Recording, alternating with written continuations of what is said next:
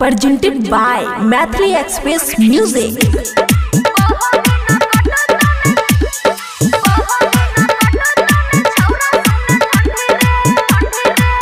खुशी recording studio बलुआहा। Jacket sweater के तनो तू पिनबे छौरा बंडी रे, जैकेट स्वेटर के तनो तू पिनबे छौरा बंडी रे। बहो बिना कटत ने तोरा सुने ठंडी रे, बहो बिना कटत ने तोरा सुने ठंडी रे, तोरा सुने ठंडी रे। अंडा चावल के तनो बने के खइबे हंडी रे, अंडा चावल के तनो बने के खइबे हंडी रे। बहो बिना कटत ने तोरा सुने ठंडी रे, बहो बिना कटत ने छौरा सुने ठंडी रे। DJ good Madhubani, DJ good Madhubani, छौरा सुने ठंडी रे,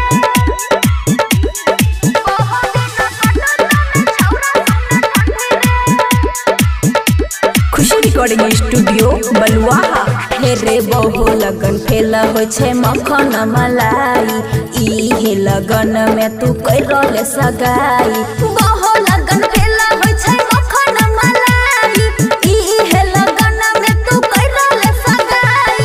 केतनो तू घूम भी छौरा सुने मंडी रे, केतनो तू घूम भी छौरा सुने मंडी रे। बहु बिना कटत ने केकरो सुने ठंडी रे, बहु बिना कटत ने तोरा सुने ठंडी रे। DJ good Madhubani, DJ good Madhubani, बहु बिना कटत ने छौरा सुने ठंडी रे, बहु बिना कटत ने छौरा सुने ठंडी रे।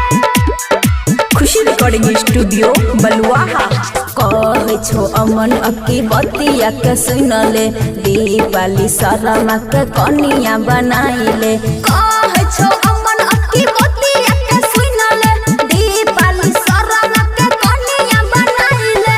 राइटर अमरजीत बने नहीं घमंडी रे, राइटर अमरजीत बने नहीं घमंडी रे।